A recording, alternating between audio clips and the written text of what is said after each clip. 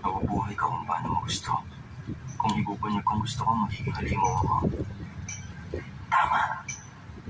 Ngayon sabihin mo sa akin yan.